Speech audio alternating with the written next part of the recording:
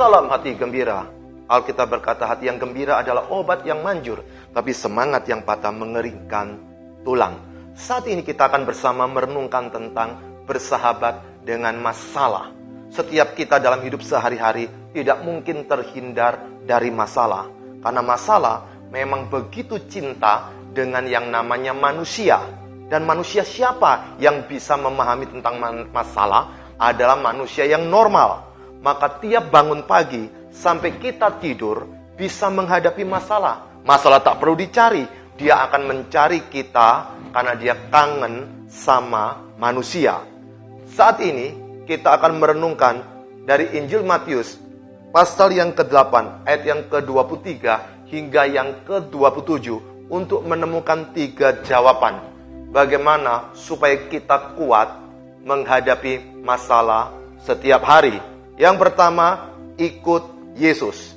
Di dalam ayat yang ke-23 hingga 24 berkata sebagai berikut. Lalu Yesus naik ke dalam perahu dan murid-muridnya pun mengikutinya. 24. Sekonyong-konyong mengamuklah angin ribut di danau itu, sehingga perahu itu ditimbus gelombang, tetapi Yesus tidur. Dari pembacaan kita terlihat ada satu kisah ketika murid-muridnya bersama dengan Yesus, sekali lagi bersama dengan Yesus, namun mereka harus menghadapi ketakutan, menghadapi kekhawatiran.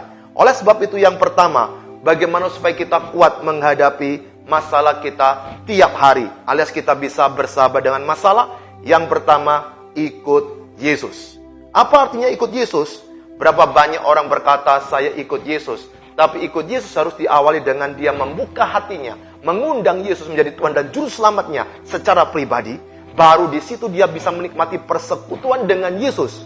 Baru yang kedua, dia harus berjuang untuk ikut Yesus. Apapun yang menjadi keinginannya, apapun yang menjadi kehendaknya, di situ kita belajar taat. Ikut Yesus bukan berarti semua beres. Ada yang berkata kalau orang ikut Yesus, penyakit disembuhkan, itu persoalan mudah. Ada yang berkata kalau ikut Yesus hutang-hutang akan lunas, itu persoalan yang mudah. Tapi persoalannya adalah apakah betul-betul dia sudah ikut Yesus? Tetapi kalau dia berkata dia sudah betul ikut Yesus, adalah dari perilakunya menandakan bahwa seorang yang mengikut Yesus, dia seorang yang bisa menikmati kehidupannya dengan baik. Dengan bahasa lain, dia bisa bersahabat dengan masalah apapun juga. Mungkin masalah itu sumber dari suami, mungkin dari istri, mungkin dari anak, dari mertua, dari besan. Saya tidak tahu masalah dari mana. Tapi setiap kita akan sering dikunjungi oleh masalah. Tapi yang kedua, bagaimana supaya kita kuat ketika kita menghadapi masalah, alias bersahabat dengan masalah. Di ayat yang ke-25 berkata sebagai berikut. Maka datanglah murid-muridnya membangunkan dia, katanya, Tuhan, tolonglah kita binasa. Yang kedua, bukan cuma ikut Yesus, tetapi dekat Yesus. Berapa banyak orang berkata dia ikut Yesus, tapi dia tidak bisa dekat dengan Yesus. Mengapa? Karena dia suka hidup di bawah pimpinan hawa nafsu. Mengapa orang tidak bisa dekat dengan Yesus? Karena yang dipikirkan dengan cengkraman dosa, itu membuat dia tidak bisa fokus. Apa pentingnya kita melakukan firman? Orang yang tidak bisa dekat dengan Yesus, bukan berarti dia lupa doa, bukan berarti dia tidak pernah ke gereja. Oh bukan, tapi setiap hari, pada waktu di kantor, ketika ada tawaran mencuri, pada waktu ada tawaran untuk berbohong, disitulah yang menjadi penyaring atau filternya.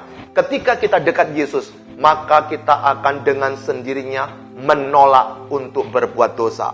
Orang yang dekat dengan Yesus, dia akan lebih stabil menghadapi persoalan, karena dia bisa bersahabat dengan masalah apapun juga. Dia tidak gampang ketakutan, tidak gampang khawatir, tidak gampang gelisah, karena dia sedang dekat dengan Yesus. Tapi yang ketiga terdapat dalam ayat yang ke-26 ke-27 yang berkata sebagai berikut.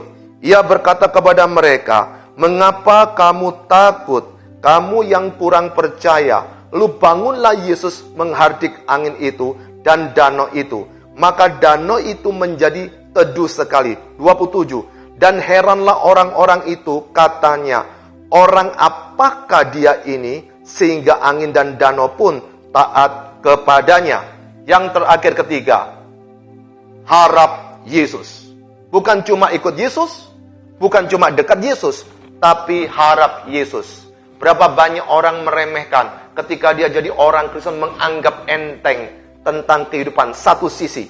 Dikit-dikit dia berkata, yang penting beriman, yang penting beriman. Tapi jangan-jangan dia beriman tapi tidak dekat dengan Yesus, maka dia tidak bisa menikmati penyertaan daripada Yesus. Yang ketiga adalah tentang harap Yesus. Orang ini terus berharap kepada Yesus. Ketika Yesus bertanya kepada murid-muridnya, "Mengapa kamu takut?" Itu pertanyaan yang sesungguhnya menghancurkan hidupnya. Yang tanya adalah Tuhan. Yang tanya adalah Yesus. Pada waktu mereka takut, tentu mereka kelihatannya dekat dengan Yesus. Mungkin dia percaya kepada Yesus, tapi mereka tidak pernah berharap kepada Yesus.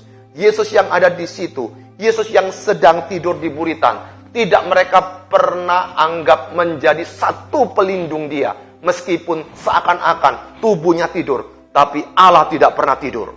Hari ini ketika kita menghadapi persoalan, ingat 3 hal.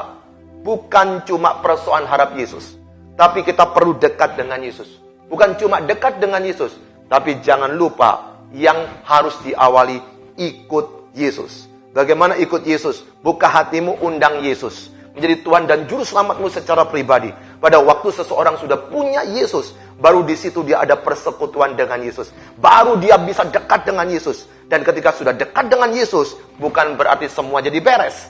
Yang ketiga adalah engkau terus berharap kepada Yesus. Siapakah yang kita harap hari ini?